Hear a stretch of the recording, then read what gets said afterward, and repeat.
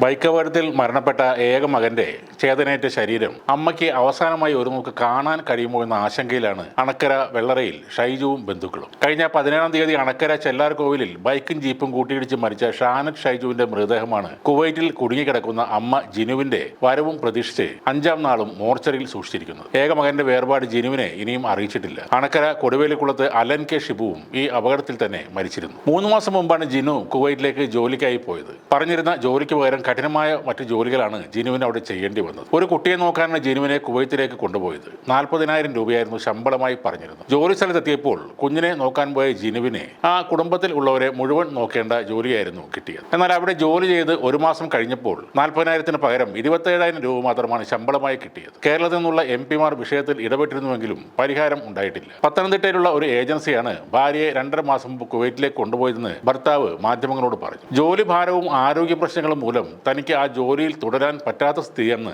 ജിനു ഏജൻസിയെ അറിയിച്ചപ്പോൾ അവിടുത്തെ ജീവനക്കാരെത്തി മറ്റൊരു സ്ഥലത്ത് തടവിലാക്കുകയായിരുന്നു. വാഗ്ദാനം ചെയ്ത ശമ്പളവും അവർ കൊടുത്തു. പിന്നീട് ജിനു ഇക്കാര്യങ്ങൾ രഹസ്യമായി കുവൈത്ത് മലയാളി അസോസിയേഷനെ അറിയിക്കുകയും അവരുടെ സഹായത്തോടെ അവിടെ നിന്ന് രക്ഷപ്പെട്ടതിന് ശേഷം ഇന്ത്യൻ എംബസിയിൽ എത്തുകയുമായിരുന്നു. പിന്നീട് അവർക്ക് താൽക്കാലിക പാസ്പോർട്ട് ലഭിച്ചതിനെ തുടർന്നാണ് തിരികെ വരവ് ഉടനെ ഉണ്ടാകുമെന്ന പ്രതീക്ഷകൾ കൈവന്നത്. നടപടികൾ പൂർത്തിയാക്കി ജിനു കഴിഞ്ഞ തിങ്കളാഴ്ച നാട്ടിലേക്ക് എത്തേണ്ടതായിരുന്നു. എന്നാൽ യുദ്ധത്തിന്റെയും കോവിഡിന്റെയും പേര് പറഞ്ഞ് ഭാര്യയെ ജയിലിലാക്കുകയായിരുന്നു. ആ ജയിലിൽ ഏജൻസികൾ വഴി ചതിയിൽപ്പെട്ട മലയാളികളായ 35 സ്ത്രീകളും ഉണ്ടെന്നാണ് ജിനുവിന്റെ ഭർത്താവ് പറയുന്നത്. മലയാളി അസോസിയേഷനും യാക്കോബായ സഭാ നേതൃത്വവും MP-മാരായ ഡീൻ കുര്യാക്കോസ്, സുരേഷ് ഗോപി, ആന്റോ ആന്റണി എന്നിവരും ജിനുവിനെ നാട്ടിലെത്തിക്കാൻ ഇടപെടുന്നുണ്ട്. ഈ കഴിഞ്ഞ വെള്ളിയും ശനിയും കുവൈത്തിൽ അവധി ദിവസങ്ങളായിരുന്നതുകൊണ്ട് സർക്കാർ തരത്തിലുള്ള ഒരു ഇടപെടലും സാധ്യമായിരുന്നില്ല. എന്തായാലും ചൊവ്വാഴ്ച ജിനുവിന് നാട്ടിലെത്താൻ കഴിയുമെന്നാണ് പ്രതീക്ഷിക്കുന്നത്. ജിനു നാട്ടിലെത്തിയാലും ഇല്ലെങ്കിലും ബുധനാഴ്ച സംസ്കാരം നടത്താനാണ് ബന്ധുക്കളുടെ തീരുമാനം. ബുധനാഴ്ചക്ക് മുമ്പായി ജിനുവിനെ നാട്ടിൽ എത്തിക്കാനുള്ള ശ്രമങ്ങളാണ് ഇപ്പോൾ എല്ലാവരും ചേർന്ന് ചെയ്തുകൊണ്ടിരിക്കുന്നത്. എന്നാൽ തൊഴിൽ നിയമലംഘനങ്ങൾ വളരെ ശക്തമായ ഒരു രാജ്യമാണ് കുവൈറ്റ്. ഉയർന്ന തലത്തിൽ നിന്നുള്ള സർക്കാർ ഇടപെടൽ ഉണ്ടായില്ലെങ്കിൽ ജിനുവിന്റെ മോചനം